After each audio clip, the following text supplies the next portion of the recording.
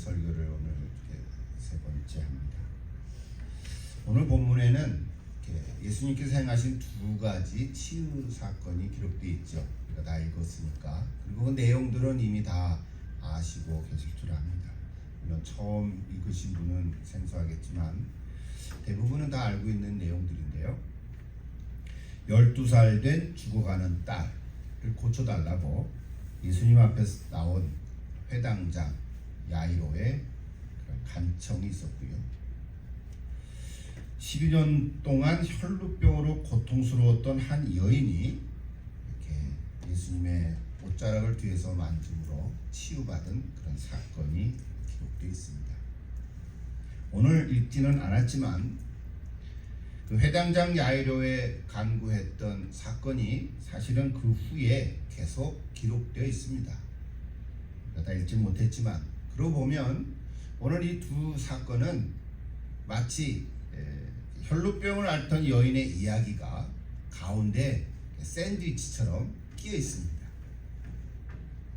두 이야기는 사실은 그 성경의 표현과 그 주제에 있어서 이 마가복음을 기록한 마가가 이 둘을 서로 세밀하게 연결하면서 대조하고 있는 것을 발견할 수 있습니다. 먼저 표현에 있어서는 12살 된 딸, 또 12년 된 혈루병 여인, 12라고 하는 숫자를 일부러 맞히진 않았겠지만 의도적으로 둘을 갖고 왔다고 생각할 수도 있습니다. 여러분 히브리 사람들은 10이라는 숫자가 완전수거든요. 3은 하늘의 수요, 4는 땅의 수요. 3 더하기 4 7도 완전수고 3 곱하기 4 12도 완전수입니다. 그래서 여기 12살 된 딸과 12년 된 여인, 그런 공통된 소개를 지금 소개하고 있고요. 또 딸의 아버지인 그 회당장은 예수님 앞에 와서 엎드려져 있고요. 이 여인은 예수님의 옷자락을 뒤에서 살짝 만지려고 하는 모습으로 이렇게 그려지고 있습니다. 그리고 이 두 이야기의 주제는 둘 다 절박한 그런 심정을 갖고 있는 사람들입니다. 한 남자와 한 여자, 그러니까 믿음이라고 하는 주제를 가지고 하나는 죽음에 이르는 과정에 있는 딸과 또 하나는 그동안 고통 속에서 이제 고통의 마지막 끝자락에 매달려 있다고 생각하는 이 여인의 이야기를 대조하고 있습니다. 딸의 죽음에 대해서 예수님은 생명을 불어넣어 주었고요. 이 여인의 부정함을 정결함으로 바꿔주셨습니다. 그 과정에서 마가는 예수님의 생명력이 있음을 우리에게 보여주고 있습니다. 그래서 오늘의 초점은 사실 두 가지의 치유 사건이지만 사실은 예수님이 주인공입니다. 먼저 죽어가는 딸의 구원을 간구하는 회당장 야이로의 이야기를 잠깐 보겠습니다. 여러분, 회당은 그때 당시에 3명의 책임 관리자에 의해서 운영되고 있는 하나의 건물입니다. 처소죠. 예배 처소죠. 그 운영을 전반적으로 책임을 가지고 맡은 자가 바로 회당장입니다. 그러니까 야이로는 지도자 중에 하나죠. 그리고 여기 조금 작은 그런 마을에는 7명의 지도자들이 항상 있곤 했는데 그 중에 하나가 회당장입니다. 그러므로 야이로는 그 지역의 지도자고 요즘 말로 하면 유지라고도 볼 수 있습니다.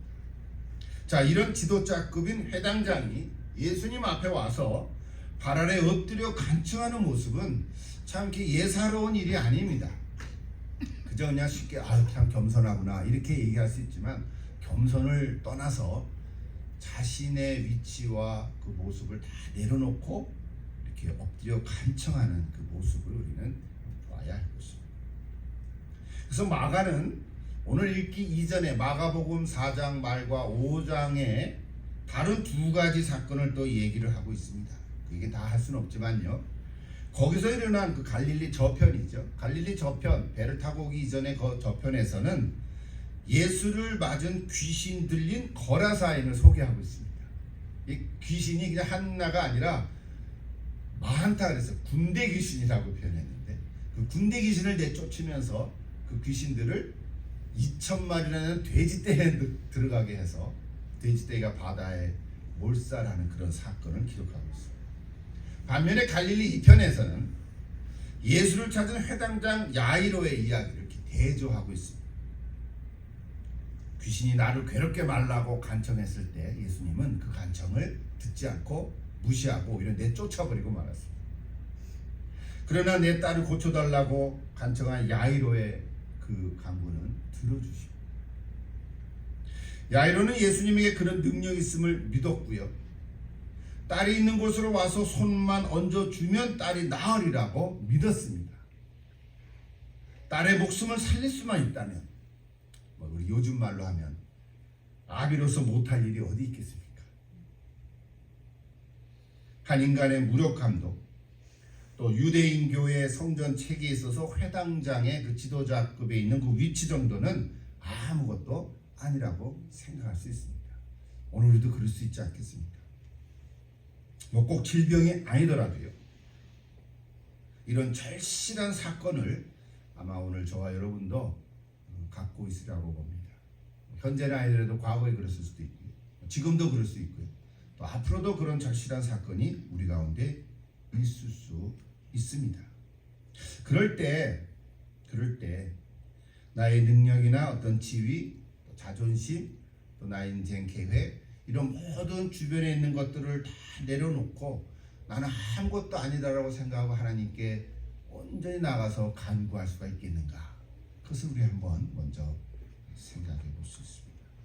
여러분, 그렇다면 여러분 가운데 절실한 어떤 사건이 있다면 하나님께서는 그 절실한 사건을 통해서 오늘 우리에게 어떤 말씀을 주실 줄로 믿습니다. 그것이 하나님의 뜻일 수도 있고요, 또는 나를 향한 어떤 내 인생 계획에 주시는 하나님의 메시지일 수도 있습니다. 어떤 모습이든지. 그러면 먼저 이 회당장 야이로의 이야기를 통해서 우리가 그 절실한 사건을 만났을 때 하나님 앞에 나아가서 간구하는 그런 믿음을 우리는 배울 수 있습니다. 그런데 오늘 본문을 보면요, 그런 야이로의 간청으로 이제 예수님이 그래 가자 하고 야이로의 집으로 가고 있었는데, 그 갑자기 예수님의 발걸음을 멈추게 한 사건이 일어났죠. 예수님뿐만 아니라 제자들과 온 무리들을 중간에 멈추게 했습니다. 그것이 바로 오늘 12년 동안 혈루병으로 앓던 한 여인의 이야기입니다. 구체적인 내용입니다. 여러분 잘 아시고, 내용 자체를 읽을 필요는 없지만 일단 이런 거는 하나 우리가 이해하면 좋겠죠. 혈루증이라고 하는 병은 몸에서 피가 빠져나가는, 그래서 성경적으로 하면은 유출병이라고 말합니다. 구약의 레위기에는 유출병이라고 말이 나오는데, 또 구약의 레위기 그것이 성경을 다 읽을 수는 없지만 보면 되겠죠? 샌드위치 사건처럼. 자, 레위기 15장을 쭉 보면 이 유출병이라는 것은 꼭 피만 얘기하는 게 아니고요, 몸에서 흐르는 모든 액체를 다 이야기하는 것입니다. 물일 수도 있고 어떤 액일 수도 있고 여러 가지 모든 것을 다 포함한 것이 유출병입니다. 근데 중요한 건 뭐냐면 이 율법은 그 유출병을 걸린 자는 부정하다는 거예요.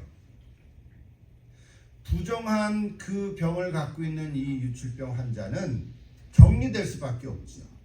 가족에게서부터도 격리될 수밖에 없고. 왜? 그 유출병 환자가 부정하고, 또 그 유출병 환자가 누웠던 침대나 앉았던 의자나 또 먹는 그릇이나 심지어는 만지는 모든 물건들, 그리고 만나는 사람들까지 스쳐 지나갔다면 다 부정하게 된다는 거예요. 그러니까 유출병에 걸린 사람은 이게 살 수가 없는 거예요, 사실은. 그러니까 혼자 외톨이로 격리돼서 살아갈 수밖에 없다는 거예요. 물론 부정했던 그 부정함을 당한 사람은 이제 하루 동안 씻고 또 이런저런 일을 해서 또 깨끗함 받는다, 이런 글들이 있지만, 근본적으로는 이 유출병을 앓고 있는 자는 특히 구약의 율법, 레위기법에 의하면 이거는 부정한 자예요. 사람들도 저 유출병 간다 그럼 피해갈 수가 없어요. 마치 문득병 환자 같은 거죠. 근데 오늘 본문 26절에 보시면요. 다시 거기서 마가복음 5장 26절에 보면 이 여인이 12년 동안 많은 의사에게 진료를 받아왔고 돈도 많이 썼겠죠. 근데 효과를 보지 못하고 오히려 더 심해졌다는 거예요. 오늘 우리도 그럴 수 있지 않겠어요? 병에는 효자가 없다는 말도 우리가 하고 있는데 이게 뭐 아무리 보험이 있어도 보험이 없는 분은 더 큰 일이겠죠.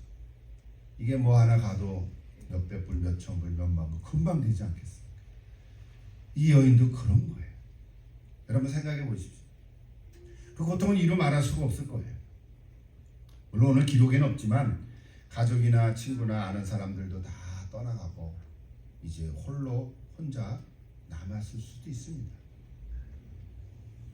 그러던 차에 예수에 대한 소문을 듣게 됐고요. 예수님 옷자락이라도 만진다면 내 병이 나을 수 있을 것이라 하는 한 가닥의 소망을 갖고 있었어요.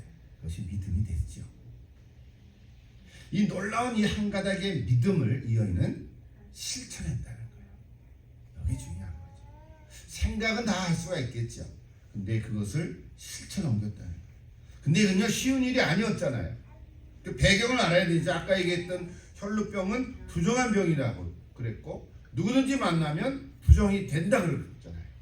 근데 홀로 예수님이 있는 것이 아니고 산속에 이렇게 혼자 예수님 있으면 가서 간구할 텐데 지금 온 무리가 같이 지나가는 길거리에 그 여인이 들어가면 사람들을 만지게 될 거고, 그렇죠? 앞에 나가서 정식으로 얘기할 수가 없고 이 여인 생각 뒤에 몰래 가가지고 그것도 옷자락만 살짝 만지면 나을 거라고 하는 이제 어쩌면 말도 안 되는 자기만이 갖고 있는 이런 믿음으로 가지고 지금 실행에 옮긴 거니까 이게 얼마나 어렵겠어요. 이 여인은 그만큼 절박했고 절실했고요. 예수님밖에는 이제 다른 길이 없다. 사실 이래야 돼요. 우리 사람들도 내가 예수님 외에는 내 길이 없다. 이래야 예수님께 나올 거 아니에요. 예수님 외에 다른 길도 좀 있다. 그러면 아직 절박한 게 아닌 거예요. 여러분 우리 인생 살다가 어려움을 당하면 이게 절박할 때 예수님께 나오는 거예요. 근데 이 여인의 선택은 예수님께로 나오기로 정한 거예요. 근데 어떻게 보면 참 무모하고 과감했지요. 돌에 맞아 죽을 수도 있고요. 근데 아마 이 여인이 이렇게 생각했을 거예요.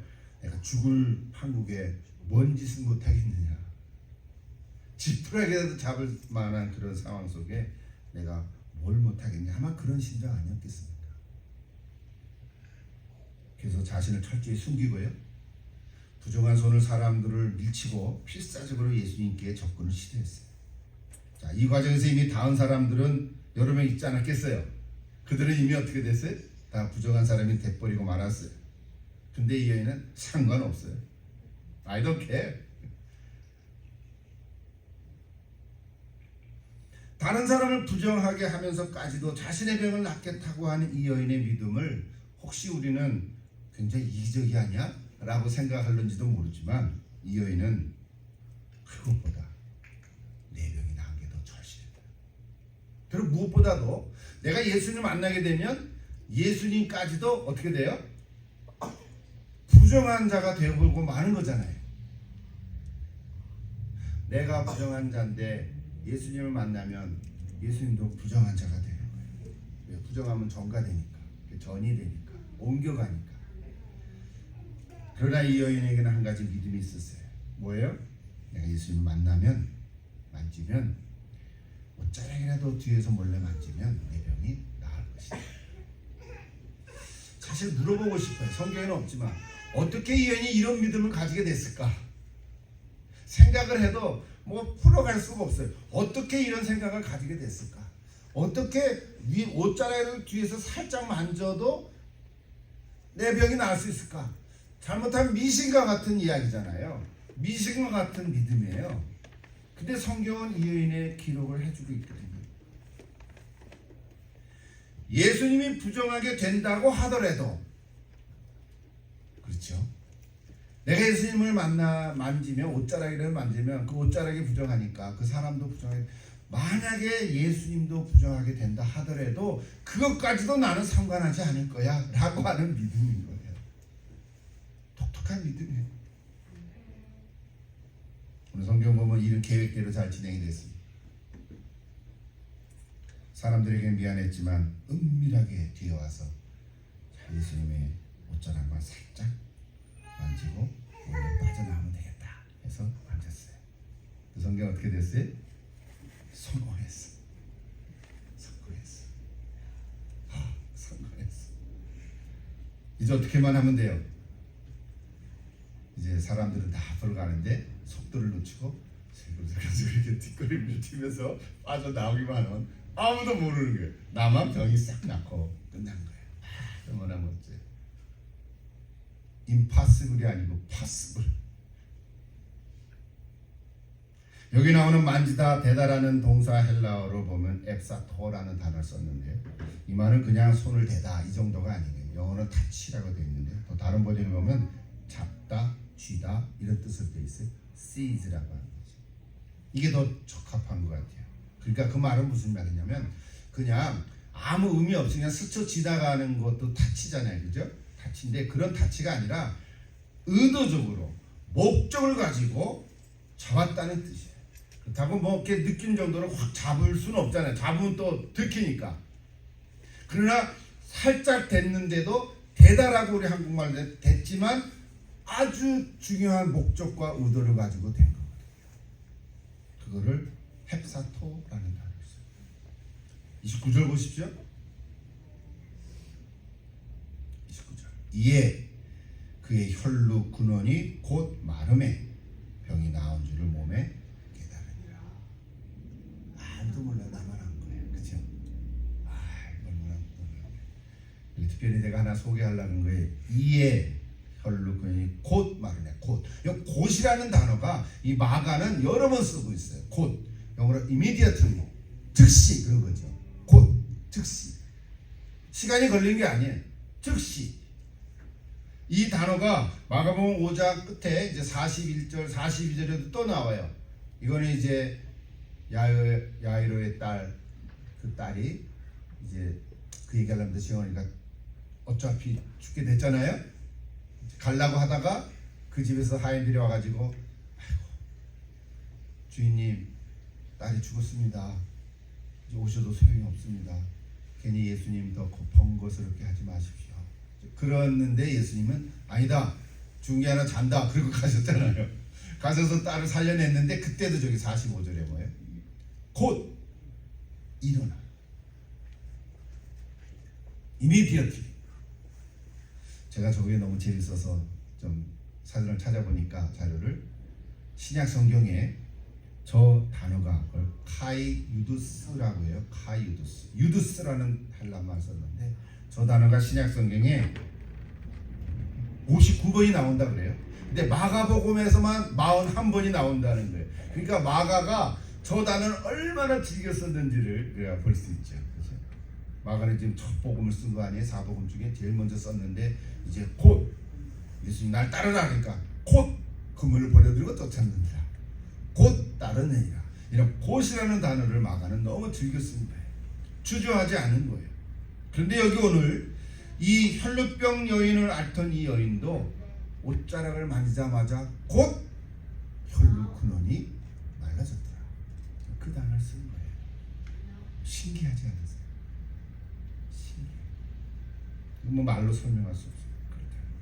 그렇다. 마가가 이 단어를 쓰는 어떤 목적은 그만큼 어떤 사건을 강조하기 위한 것도 있었을 거고요. 또 예수님의 사역의 어떤 독특한 그 영적인 목적을 보여주고 있다고 생각합니다. 자, 계속 또 얘기하면요. 이 여인은 이제 다 됐다고 생각했을 것입니다. 자, 이제 조용히 뒤로 빠져나가기만 하면 됩니다. 아마 처음에는 살짝 빠져나갔을지도 모르겠어요. 근데 그때 예수님의 음성이 들렸어요. 예수님 음성이 들렸어요. 누가 내 몸에, 내 옷에 손을 대느냐.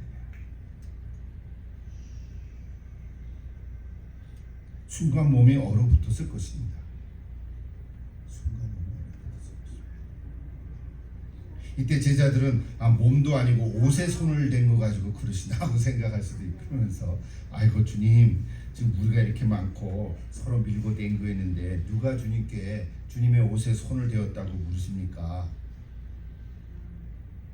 당연한 답 아니겠어요? 근데 예수님께서는 이유를 아시고 그 여자를 둘러보려고 돌아섰어요.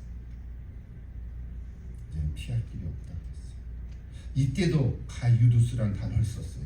여기는 심장이 멎는 것 같아서 곧 자신의 행한 모든 것이 밝혀질 찰나에 있었어요.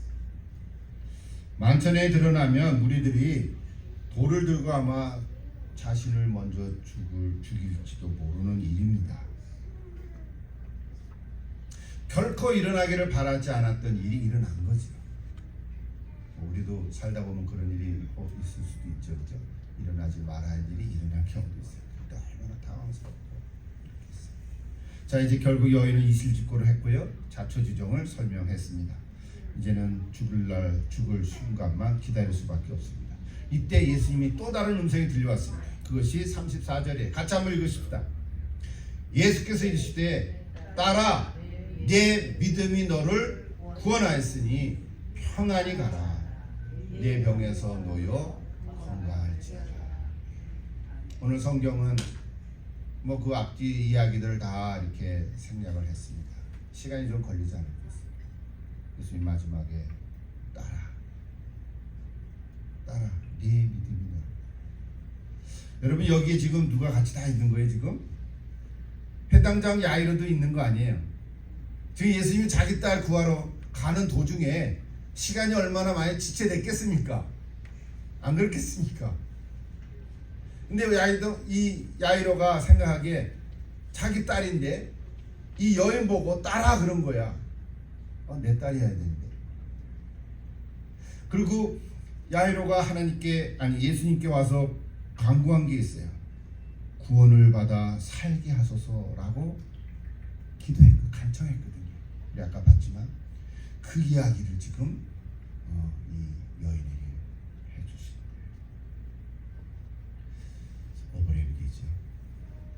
사실은 시간이 없어서 오늘 설교는 여기서 마치지만 이 야이로 회당장의 믿음, 이것도 생각해보면 우리가 배울 게 참 많습니다. 한 가지 얘기하면 성경은 그렇게 지체돼서 자기 집에 하인들이 왔을 때 내 딸이 이미 죽었습니다. 오지 않아도 됩니다. 라고 할 때 이 야이로 아버지는 마음이 어땠을까요? 여러분 같았으면 어떻게 생각하세요? 성경이 없어요 물론. 이 혈루병 여인에게 어떤 마음을 가질 수 있어요? 예수님이 너 때문에 지체돼서 내 딸이 죽었단 말이야. 그러지 않았겠어요? 당연한 생각 아니겠어요? 지금 내 딸을 좀 와서 고쳐달라고 내 회당장의 치유와 모든 걸 다 내놓고 엎드려 간청해서 예수님이 그 간청을 들으시고 그래 가자, 네 집으로 가자 하고 가는 와중에 이런 일이 일어났잖아요. 이 혈루병 여인만 없었다면, 이 사건만 일어나지 않았더라면,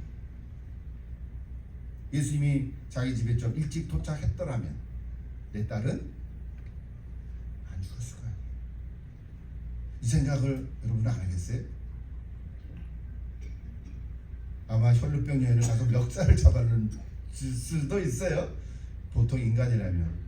성경에는 그런 기절이 없고 야이로는 그렇게 태도를 보이지 않았어요. 사실 그 얘기는 오늘 다 할 수는 없지만요. 좀 다시 돌아와서, 그래서 오늘 이 사건만, 오늘 이 본문을 통해서 우리에게 주신 하나님의 메시지는 뭡니까?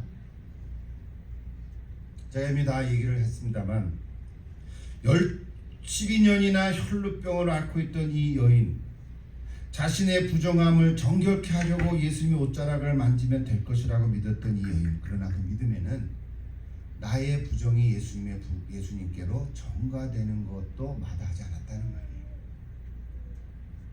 죄송하지만 어쩔 수가 없었다는 거예요. 그렇죠? 그런데 놀라운 일은 어떻게 됐어요? 예수님은 부정하게 되지도 않았고 오히려 자기가 정결케 되었다는 사실. 보통 사람 같은 경우에는 내 부정함이 다른 사람에게 전가돼서 그 사람도 부정하게 되지만, 예수님은 내 부정함이 전가돼서 예수님이 부정하게 된 것이 아니라 예수님의 정결함이 나의 부정함을 덮어버렸다는 거죠. 더 강하게 이겼다는 거죠. 여러분, 이게 굉장히 중요한 메시지 아닙니까? 아까 봤지만 유출병은 누구라도 다 부정하게 된다고 했거든요. 근데 예수님은 부정하게 되지도 않았고 오히려 여인을 정결하게 하셨어요. 예수님은 부정함이 전가되지 않습니다. 여러분 믿습니까? 오히려 예수님의 정결함이 그 여인에게 전가돼서 여인을 낫게 했다는 거예요. 이게 예수님이 행하시는 치유의 원리입니다. 사람이 어떤 병에 걸렸든지요, 예수님의 능력은 그 병자에게 그 생명력이 전가돼서 그 병자를 낫게 하신 거예요. 여기 이제 어린 딸도 심지어 이미 죽었지만 예수님의 생명이 그 딸에게도 전가돼서 예수님에게는 죽음을 이길 수가 없는 것을 보여주신 거죠. 그렇다고 여러분 생각해 보세요. 예수님이 모든 죽은 자를 다 살려냈나요? 그건 또 아니잖아요.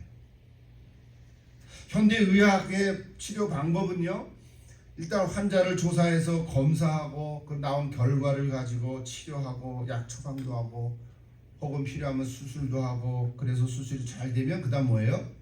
회복되기를 기다립니다. 회복되는 것은 의사 치료자의 손을 떠난 것입니다. 여러분 다 경험한 적이 있겠지만, 치료는 사람들이 하지만 회복은 누가 합니까? 그 사람 자신이 갖고 있는 생명력으로 회복이 되는 것입니다. 도움은 되겠지만, 그러므로 이미 죽은 자에게, 이미 사망한 자에게 아무리 좋은 약을 주고 치료를 해도 그 사람은, 그 치료는 아무 소용이 없습니다. 그러나 생명력이 있는 자에게 치료가 도움이 되는 거죠. 그러므로 회복은 생명력 자체로부터 회복되는 것이죠. 오늘 저 여러분이 살아있다면 우리는 회복될 줄 믿습니다. 예수님의 정결함이 환자의 부정함을 덮어버리고 깨끗하게 하시기 때문에 그렇습니다.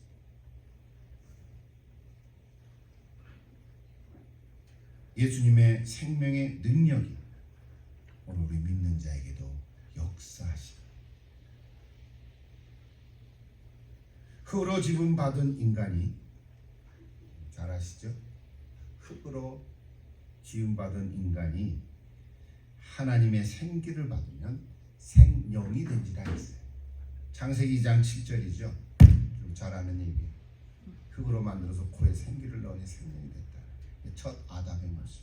자, 저 이야기를 고린도서 15장에는 저렇게 쓰고 있습니다. 같이 한번 읽을까요? 15장 2절만 인용합니다.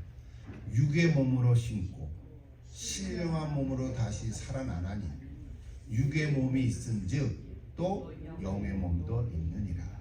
기록된 바 첫사람 아담은 생명이 되었다 함과 같이 마지막 아담은 살려주는 영이 되었다.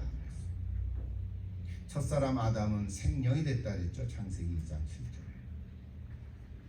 그러나 마지막 아담 즉 예수님은 우리에게 살려주는 영이 되었다 그랬어요. 영어로 보면 너무 재미나요. Living being, living soul, living being, life giving spirit 이렇게 썼어요.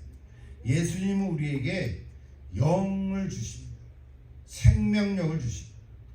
예수님의 생명력이 내게 타치되면 내 안에 생명력이 더 생기는 것입니다. 그래서 은혜를 받으면 생명력이 더 활활 타오릅니다.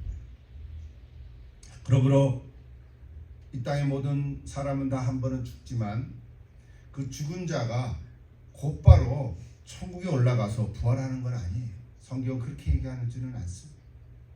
육신은 흙으로 와서 흙으로 돌아가지만 이 영은 죽지 않기에 영으로서 하나님 편에, 그걸 낙원이라 그러죠. 하나님 낙원에 가 계시는 거예요.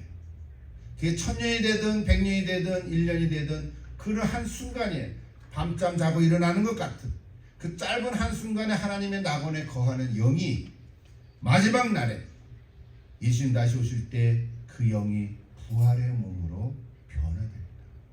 성경은 그렇게 우리에게 얘기하고 있습니다. 부활. 영이 부활의 몸을 입는 것입니다. 처음에는 육에 영이 입혀져서 생명이 됐지만 이제 우리는 죽어서 영이 몸을 입는데 그를 신령한 몸이라고 성경은 얘기하고 있습니다. 스피리추얼 바디. 여러분 중에 혹시 육신의 질병으로 고통 가운데 있는 분들이 있는 줄 압니다. 연세 들으셔서 노환이 되는 경우도 있지만 어떤 특별한 병으로 고생하는 분도 있고, 우리는 다 그들이 병에서 노임을 얻고 건강이 회복되기를 기도하고 있습니다. 중보기도 하고 있습니다. 그러나 그 기도는 예수님의 생명력이 내 안에 들어오셔서 그 어떤 질병도 깨끗해질 것이라는 믿음으로 드리는 것입니다. 우리가 한편으로는 사람의 의술을 도움을 받지만 진정한 의미의 회복은 예수님의 생명력이 내 안에서 회복되게 하시는 것입니다. 여러분 이걸 믿습니까? 언젠가는 이 땅에 우리가 다 죽는 거거든요. 몇십 년 더 살아갈지 모르지만 그 사이에 건강하게 살 수도 있고 병들어서 살 수도 있고, 내가 한번 병들었는데 그것이 낫지도 않고 계속해서 갈 수도 있고, 사람마다 다 다른 이 상황과 처지 가운데 우리가 한 가지 꼭 믿는 것은 그 예수님의 생명력이 내 안에 들어올 때 그 생명력으로 말미암아 내가 회복된다고 하는 사실. 역사하시는 분은 하나님이십니다. 그러니까 하나님의 뜻에 따라서 이루어지는 것입니다. 우리가 믿는 것은 하나님께서는 어떤 질병이든지 못 고칠 병이 없는 줄로 믿습니다. 못 고칠 병이 없습니다. 불치의 병이라는 것은 예수님 앞에는 없습니다. 사람 앞에만 불치의 병이 있을 뿐입니다. 예수님 앞에서는 불치의 병이 없습니다. 심지어는 죽은 자도 살리시는 예수님의 능력이. 그러므로 우리는 이렇게 믿고 기도해야 됩니다. 첫째, 하나님께서는 나의 어떤 질병도 고치실 능력이 있음을 믿으십시오. 둘째, 예수님의 치유의 원리는 인간적인 의술적인 치료가 아니라 그 예수님의 정결함이 내 안에 들어와서 곧 즉시로 나의 부정함을 깨끗하게 하신다는 것을 믿으십시오. 예수님이 고칠 때는 그렇게 고치시는 거예요.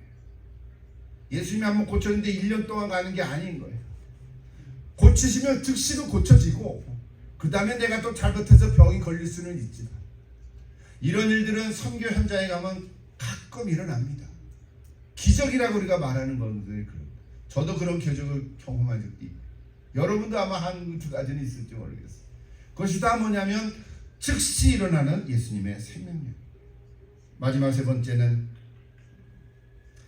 고치고 낫게 하시는 것은 하나님에게 달려있다는 것을 믿으십시오. 왜 나는 안 고쳐지지? 저 사람은 고쳐지고. 왜 허리 꼬부라진 할머니가 새벽기도 나오다가 떠오르는 태양을 보고 폈는데 우두둑거리면서 펴졌어요. 그래서 모두 허리 굽은 연세 드신 할머니들이 매 새벽기도 갔다는 얘기를 제가 옛날 영락교회 학생 때 들었어요. 한 번 일어난 사건을 가지고 간증을 했는데 모든 허리 굽은 할머니들이 새벽기를 다 와서 나는 왜 안 펴지지? 참 우픈 얘기죠. 왜 저분은 고쳐졌는데 나는 안 고쳐지나? 저분은 다리를 부족해서 일어났는데 나는 왜 계속 다리가 아픈가? 내가 기도한다고 다 낫는 것도 아니고요. 잘 들으십시오. 내가 하나님 내 질병을 고쳐달라고 기도한다고 다 낫는 것도 아니고, 오히려 내가 기도하지 않았는데도 낫게 되는 경우도 있습니다. 사도 바울은 자기 병원에서 기도했는데 내가 족하다고 안 고쳐지셨어요. 세상에 말이죠.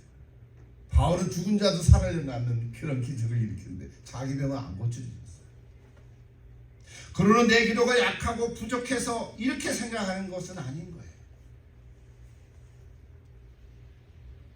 자신만한 믿음이 있어도 기도하면 하나님 들으신다는 거예요. 내 기도가 약하고 부족해서가 아닌 거예요. 하나님의 뜻은 다른 데 있음을 깨닫게 하시는 것이에요. 이것이 중요합니다. 물론 항상 그런 건 아니지만요. 하나님께서는 나의 질병을 통해서 나의 믿음을 더욱 강하게 하시기를 원하실 때도 있습니다. 또는 나의 고통을 통해서 예수님의 아픔에 동참하시기를 기대하시기도 합니다.